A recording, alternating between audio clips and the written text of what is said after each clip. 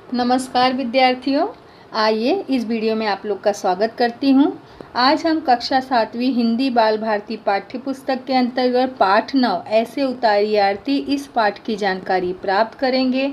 इस पाठ के अंतर्गत बच्चों प्रस्तुत पाठ में यह स्पष्ट किया गया है कि आधुनिक युग में तकनीक के ज्ञान के बिना कोई काम नहीं चल सकता। प्रत्येक व्यक्ति को हर प्रकार की तकनीकी जानकारी होनी चाहिए, है ना।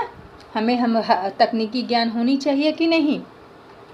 जैसा कि रक्षाबंधन का त्यौहार दूसरे दिन है, प्रतीक की बहन संगीता रक्षाबंधन के अवसर पर भाई की कलाई पर राखी बांधने नहीं आ सकी।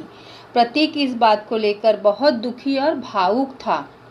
इस समस्या को हल करने के लिए प्रतीक के माता पिता ने संगणक चलचित्र भाष प्रणाली द्वारा अर्थात कंप्यूटर के स्क्रीन कैमरा के द्वारा उन्होंने इस समस्या का हल निकाला।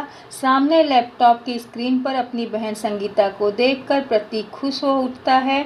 लेखक ने संवाद के माध्यम से इस बात पर प्रकाश डाला है कि तकनीकी ज्ञान से जीवन में आने वाली कई कठिनाइयों का हल ढूंढा जा सकता है। बच्चों, आज की जीवन शैली में विज्ञान का बहुत ज़्यादा उपयोग किया जाता है और हमारी जो जीवन शैली है और ज़्यादा सुविधाजनक हो गई है। तो पाठ संवाद के रूप में है। हर बार मैंने संवाद के महत्व को आप लोगों को समझाया है।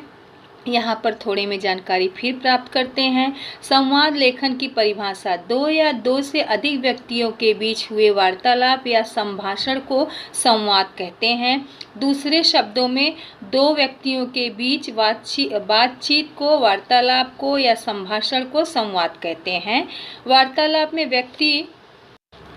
व्यक्ति के स्वभाव के अनुसार उसकी अच्छी बुरी सभी बातों को स्थान दिया जाता है। इस प्रकार संवाद किसे कहते हैं, हमने उसकी जानकारी प्राप्त की।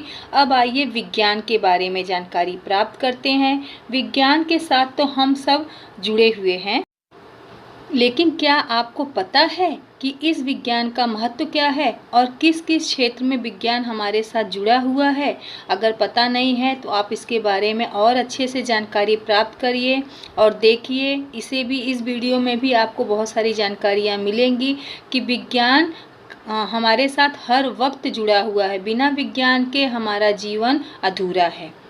जैसे आप अपने घर में ही देख लीजिए, गीजर की सहायता से गर्म पानी का उपयोग करते हैं फट से, है ना। मिक्सर में मम्मी मसाला पीस लेती है। विज्ञान का योगदान बढ़ रहा है और नई चीज़ें उभर रही हैं। छोटे पिन से लेकर अंतरिक्ष यान तक विज्ञान ने हमें अनगिनत छोटी बड़ी चीज़ें दी हैं।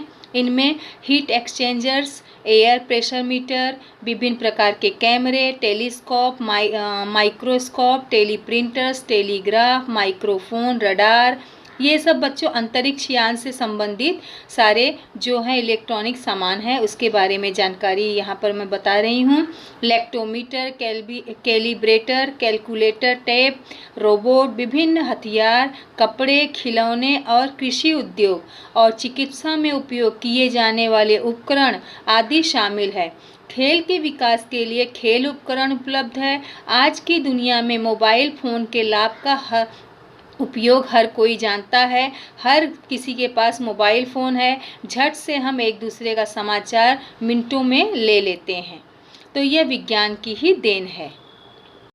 विज्ञान अपनी भूमिका हर क्षेत्र में बढ़ा रहा है बच्चों, और इससे हमारी जीवन शैली और ज़्यादा सुविधाजनक होती जा रही। देखिए यहाँ पर परिवहन में विज्ञान, गृह कार्य में विज्ञान की भूमिका, शिक्षा और मनोरंजन में विज्ञान की भूमिका। शिक्षा में आप अभी देख ही रहे हो कैसे ऑनलाइन आप पढ़ाई कर रहे हो, तो ये विज्ञान की ही देन है। कृषि कार्य में विज्ञान की भूमिका देखते हो, पहले हल के द्वारा खेती की जाती थी, आज ट्रैक्टर के द्वारा मिनटों में खेतों को जोता जाता है। चिकित्सा जगत में विज्ञान, आज देख रहे हो आप लोग कोरोना का वैक्सीन कितने जल्दी निकल गया, तो इसमें भी विज्ञान की ही देन है। पुस्तकों और पत्रिकाओं के प्रकाशन में विज्ञान की भूमिका। अंतरिक्ष अनुसंधान में विज्ञान, प्राकृतिक आपदा की स्थिति में विज्ञान की भूमिका। प्राकृतिक आपदा में आप लोग देखते हो कि खास तौर पे बारिश के समय में, बारिश का जो मौसम होता है मानसून का, उस समय किस समय कितनी तेज़ी से बारिश होने वाली है, क्या परेशानियां हो सकती हैं, उसकी सूचना हमें विज्ञान के द्वारा, न्यूज़ के द्वारा फट से पता चल जाता है और लोग सुरक्षित रहते हैं, घरों से कम निकलते हैं। तो ये सब बच्चों विज्ञान की ही देन है, जिसके कारण हम और सुविधाजनक अपनी जीवन शैली को बिता रहे हैं। ठीक है, तो इस पाठ में विज्ञान के महत्व को बताया गया है। आधुनिक युग के तकनीकी ज्ञान के बारे में हमें जानकारी रखनी चाहिए और उसका सदुपयोग करना चाहिए। सदुपयोग, समझ गए आप लोग, दुरुपयोग नहीं करना चाहिए। इस बात का भी विशेष आप लोग ध्यान दीजिए। पाठ की शुरुआत करते हैं। संवाद लेखन है। एक परिवार के 4 सदस्यों के बीच में यह संवाद लेखन है। देखिए आप लोग, बताओ तो सही, पहले देखते हैं। अपने भाई बहन के बारे में बताओ।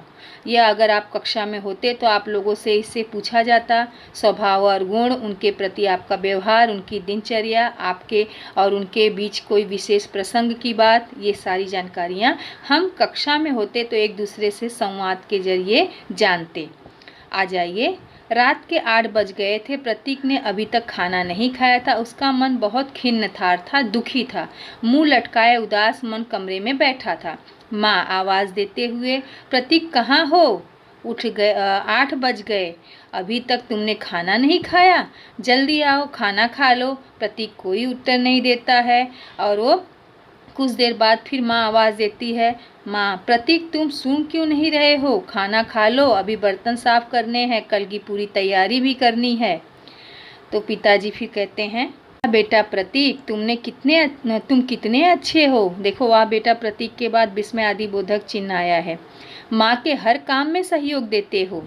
जानवी बुलाते हुए, देखो हमारा बेटा बर्तन साफ कर रहा है। पिताजी अपनी पत्नी को बुलाते हैं अर्थात प्रतीक की मम्मी को।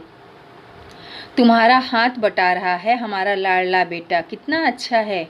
माँ, अरे इस बच्चे का मैं क्या करूँ, मेरी एक बात नहीं सुनता। पिताजी, तुम ऐसा क्यों कहती हो? यह बेचारा तो तुम्हारा सहयोग ही कर रहा है। माँ, अपना बेटा अच्छा है, घर के हर काम में सहयोग करता है, यह भी सही है, पर अभी तक उसने खाना भी नहीं खाया है। मैं उसे आवाज़ लगा रही हूँ। पिताजी प्रतीक के सिर पर हाथ फेरते हुए, बेटे क्या बात है, अभी तक खाना क्यों नहीं खाया? प्रतीक पिता को पकड़कर फफक कर रोने लगता है, बहुत जोर जोर से दुखी होकर रोने लगता है। माँ, अरे क्या हुआ बेटा, क्यों रो रहे हो? मुझे बताओ, तुम्हें क्या चाहिए? प्रतीक, कल रक्षाबंधन है, दीदी अभी तक नहीं आई है। माँ, अरे बेटा इसमें रोने की क्या बात है, दीदी ने तो तुम्हें पहले ही राखी भेज दी है। पिताजी, बेटा तुम्हारी दीदी हर साल तो आती है, इस वर्ष उसके नाटक का मंचन है, वह नाटक की तैयारी कर रही है। उसने ई-रेल से टिकट भी आरक्षित करना चाहा, उसे मिला नहीं, इसलिए नहीं आ पा रही है। अगले साल रक्षाबंधन पर तो आ ही जाएगी। प्रतीक, पर मुझे दीदी की बहुत याद आ रही है, वे घर पर रहती हैं तो घर में कितनी रौनक रहती है। पिताजी, अच्छा तो ये बात है, तो ठीक है, अब तुम खुश हो जाओ, तुम्हारी दीदी कल तुम्हारी आरती जरूर उतारेगी। प्रतीक खुश होकर उछल पड़ता है, सच पिताजी, दीदी मेरी आरती उतारेगी, पर कैसे? पिताजी, ये तुम मुझ पर छोड़ दो, खाना खाकर सो जाओ, कल दीदी तुम्हारी आरती अवश्य उतारेगी। प्रतीक खाना खाकर सोने चला जाता है। प्रद्युम्न जानवी को कुछ समझाने लगते हैं। यह फोन पर प्रतीक की दीदी काफ़ी देर तक बात होती है। अजी सुनते हो, माँ कहती, संगीता से बात हो गई, वह तैयार है, आइए आप भी खाना खाकर सो जाइए। पिताजी, खाना तो साथ ही खाएंगे, चलो कल की तैयारी में तुम्हारी कुछ मदद करता हूँ। दूसरा दृश्य, दूसरे दिन सुबह के 8 बजे प्रतीक साफ सुथरे कपड़े पहनकर तैयार हो जाए। जैसा कि आप लोग हमेशा त्यौहार पे नए नए कपड़े पहन के तैयार हो जाते हो। पड़ोस में रहने वाली नूरजहां ने उसकी कलाई में राखी बांध दी, उसके माथे पर रोली और टीका लगा दिया। प्रतीक, कहाँ है दीदी, मेरी आरती कब उतारेगी? प्रतीक मचल उठा। पिताजी, चिंता मत करो, तुम उस कुर्सी पर जाकर बैठ जाओ। प्रतीक वैसा ही करता है। माँ संगणक के कुंजी पटल पर कुछ टाइप करती है। कुंजी पटल अर्थात कीबोर्ड, संगणक अर्थात कंप्यूटर। कंप्यूटर के कीबोर्ड पर वो टाइप करती हैं। सामने स्क्रीन पर आरती की थाली लिए संगीता दिखाई पड़ती है। प्रतीक, अरे वाह दीदी आ गई, प्रणाम दीदी। प्रतीक खुशी से झूम उठता है।